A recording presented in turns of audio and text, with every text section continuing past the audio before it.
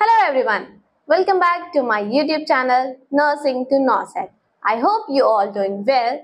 और आज की वीडियो है एंट्रेंस एग्जाम 2024 के लिए। जो बच्चे बीएससी नर्सिंग की प्रिपरेशन कर रहे हैं, चाहे वो किसी भी इंस्टीट्यूट के लिए कर रहे हैं, एम्स के लिए कर रहे हैं, बिहार के लिए कर रहे हैं, राजस्थान के लिए कर रहे हैं, उत्तराखंड, यूपी, एनीथिंग, किसी भी बीएससी नर्सिंग एंट्रेंस एग्जाम की अगर वो प्रिपरेशन कर रहे हैं तो आज की वीडियो उन सभी के लिए बहुत ही ज्यादा हेल्पफुल है, क्योंकि आज की वीडियो का टॉपिक है most important books for BSc nursing entrance exam 2024।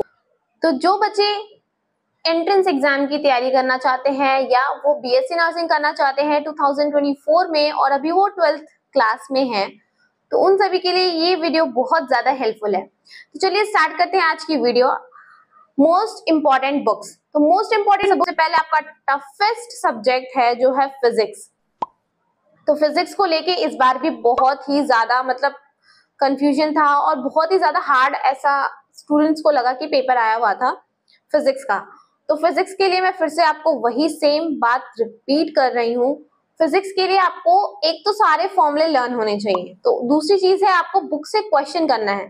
तो एनसीईआरटी पढ़ना तो काफी टफ है फिजिक्स की, ठीक है। तो इसके लिए मैंने आपको एक बुक रिकमेंड की थी लास्ट ईयर भी बहुत सारे स्टूडेंट्स को। आई डोंट नो कि उन्होंने वो फॉलो किया था या नहीं किया था, बट इस साल अगर आपको एंट्रेंस एग्जाम क्लियर करना है, क्वालिफाई करना है और एडमिशन लेना है, तो उसके लिए आपको बुक पढ़नी पड़ेगी फिंगर टिप्स बुक आती है फिजिक्स की। एमसीक्यूज होते हैं उसके अंदर सारे, और उसका जो लेवल होता है ना वो same as it is level होता है जो आपका बीएससी नर्सिंग एंट्रेंस एग्जाम का लेवल होने वाला है। तो जो स्टूडेंट्स बीएससी नर्सिंग एग्जाम को क्वालिफाई करना है, और सिर्फ फिंगर टिप्स पढ़ने से आपका बीएससी नर्सिंग क्लियर नहीं होगा। अगर आप नीट की प्रिपरेशन कर रहे हो तो उसके लिए भी वो बहुत ही ज्यादा हेल्पफुल है। तो जो भी स्टूडेंट्स अगर फिजिक्स उनको टफ लगती है तो सबसे पहले आप फिजिक्स के सारे फॉर्मूले लर्न कीजिए, फिर फिंगर टिप्स के सारे एमसीक्यू स्टार्ट कर दीजिए, ठीक है। अभी आपके पास जो लोग ड्रॉप कर चुके हैं उनके पास पूरा एंटायर ईयर पड़ा हुआ है, तो आप फिंगर टिप्स आज से ही स्टार्ट कर दो। और जो बच्चे 12th में हैं और उन्हें अपने 12th के एंड में जाके अपना एंट्रेंस एग्जाम देना है, तो वो अभी 12th के पोर्शन से जो फिंगर टिप्स है उसमें 12th के पोर्शंस के जो क्वेश्चंस हैं उसे सॉल्व करना स्टार्ट कर दो, ठीक है। तो फिजिक्स के लिए आपको सिर्फ एक बुक है, दैट इज फिंगर टिप्स। अभी मैं आपको एक ओवरऑल बुक बताऊंगी जो तीनों सब्जेक्ट्स के लिए हेल्पफुल होगी, बट अभी सब्जेक्ट वाइज हम देख रहे हैं। तो सबसे पहले फिजिक्स है, क्योंकि टफ है, तो उसके लिए आपको करना है फॉलो फिंगर टिप्स, और डेली आपको क्वेश्चंस करने हैं कम से कम 100, ठीक है। लास्ट में जाते जाते ये नंबर ऑफ क्वेश्चंस बढ़ जाएंगे, बट अभी से अगर मान के चलो तो अपना थोड़ा थोड़ा क्वेश्चंस करते रहो, सो दैट आपके जो भी डाउट्स हो, जो भी आपकी क्वेरी हो, जो भी आपको बीच में क्वेश्चन ना आ रहा हो, उसे आप अभी से क्लैरिफाई करते चलो, ठीक है। ओके, तो अभी जैसे कि मैंने फिजिक्स की बुक्स के बारे में बताया, नेक्स्ट है हमारा केमिस्ट्री। तो केमिस्ट्री को मैंने लास्ट ईयर भी बार बार रिपीट किया था और इस बार भी मैं सेम वही चीज कहूंगी। अगर आपको केमिस्ट्री के क्वेश्चन सॉल्व करने हैं तो केमिस्ट्री की जो एंटायर एनसीईआरटी है उसे अच्छे से थॉरली कम से कम 4 से 5 बार पढ़ लो। उसके जितने भी एनसीईआरटी के एक्सरसाइज वाले क्वेश्चंस है वही आप कर लो ना, वो इनफ है आपको एंट्रेंस एग्जाम क्लियर करने के लिए, ठीक है। तो केमिस्ट्री के लिए मैं कोई अदर बुक्स नहीं बता रही हूँ आपको, ओवरऑल बुक में मैं आपको एक बुक बता दूंगी, बट अभी केमिस्ट्री के लिए सिर्फ आपको फॉलो करनी है आपकी एनसीईआरटी। अच्छे से करो, इतने अच्छे से करो कि अगर आपसे कोई एक क्वेश्चन भी पूछे तो आपको पता हो कि वो किस चैप्टर के किस पेज पे कौन सा क्वेश्चन नंबर है, ठीक है। अच्छे से करो केमिस्ट्री, क्योंकि केमिस्ट्री में आपका मेनली जो इंपॉर्टेंट होता है, जो हार्ड लगता है लोगों को, वही होता है ऑर्गेनिक और इनऑर्गेनिक, ठीक है।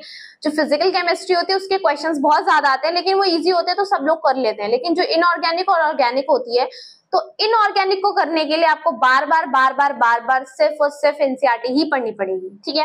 और ऑर्गेनिक के अंदर कुछ कुछ चीजें इंपॉर्टेंट है, तो वो हम एंड में बता देंगे आपको क्या क्या चीजें आपको मेन चीज है जो फोकस करनी है, लाइक नेम रिएक्शंस करनी है, आपको आईयूपीएसी फॉलो करना है। तो ये सारी चीजें हम एंड में डिस्कस करेंगे कि क्या इंपॉर्टेंट है। बट अभी के लिए अगर आप अभी से आज से स्टार्ट कर रहे हो प्रिपरेशन, तो केमिस्ट्री की जो एनसीईआरटी है वो अच्छे से थॉरली पढ़ते चलो और हर एक चीज को याद करते चलो। जो इंपॉर्टेंट लगे और ऐसा लगे हार्ड है आप भूल जाओगे, उसे अभी से नोट डाउन करना स्टार्ट कर दो, ठीक है। देन लास्ट में हमारा है बायो। तो बायो के लिए मैंने बोल दिया, अगर आप नीट की प्रिपरेशन कर रहे हो या एम्स के एंट्रेंस एग्जाम की प्रिपरेशन कर रहे हो, एमबीबीएस के लिए, किसी भी चीज के लिए अगर आप बायो पढ़ना चाहते हो तो बायो के लिए सिर्फ और सिर्फ तुम्हें एनसीईआरटी ही पढ़नी है, कोई अदर बुक्स कुछ एमसीक्यूज कहीं से कुछ नहीं सॉल्व करना, सिर्फ और सिर्फ बायो पढ़नी है और इतनी अच्छे से पढ़नी है कि आपको सारे क्वेश्चन सब कुछ एक एक लाइन से अगर क्वेश्चन उठ के आए तो वो भी आपको आना चाहिए। इतनी अच्छे से आपको 11th और 12th दोनों की बायो कंप्लीट करनी है। अभी आपके पास पूरा 1 साल पड़ा हुआ है, बहुत सारा टाइम है। अगर आप आज से भी पढ़ना स्टार्ट करो ना तो आप 12 से 20 बार कम से कम बायो रिपीट कर सकते हो एंड तक, जो लोग ड्रॉप कर रहे हैं। लेकिन इतना नहीं पढ़ना, आपको मुश्किल से 4 से 5 बार अपनी बायो की बुक रिवाइज करनी है, 11th और 12th बोथ, ठीक है। और इस तरह से रिवाइज करनी है ना कि आपको अच्छे से एक एक चीज याद हो जाए। और बायो को करने का कोई और अदर तरीका नहीं है, सिर्फ और सिर्फ बायो अगर करना चाहते हो तो आपको एनसीईआरटी ही अच्छे से करनी पड़ेगी, ठीक है। तो ये तो था फिजिक्स, केमिस्ट्री और बायो के लिए जो आपको बुक पढ़नी है, जो आपका बेस है, इसी से आपको क्लियर करना है। दूसरी चीज है कि एमसीक्यूज को करने से ऐसा माना जाता है कि जितने ज्यादा एमसीक्यूज, जितने ज्यादा नंबर ऑफ क्वेश्चंस करोगे उतना ज्यादा आपका जो थ्योरी है, वो डाउट्स है, वो सब आपके क्लियर होंगे। तो उसके लिए मैं आपको एक बुक बता रही हूँ, एमटीजी बुक आती है, प्रीवियस ईयर जो नीट के क्वेश्चंस होते हैं उनकी एक कंपाइल्ड बुक होती है एमटीजी के नाम से। उस बुक को आप फॉलो कर सकते हो बीएससी नर्सिंग एंट्रेंस एग्जाम की प्रिपरेशन करने के लिए।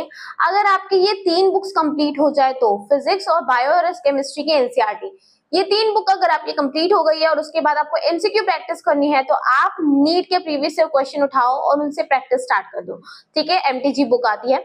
फिंगर टिप्स की आपके बायो की भी बुक आती है, अगर आपको बायो के एमसीक्यूज की प्रैक्टिस करनी है तो आप फिंगर टिप्स से भी कर सकते हो, ठीक है। तो ये तो थे आपके सारे इंपॉर्टेंट बुक्स। तो जो लोग आज से प्रिपरेशन कर रहे हैं वो ये सारी बुक्स आपके पास होनी चाहिए तैयारी करने के लिए।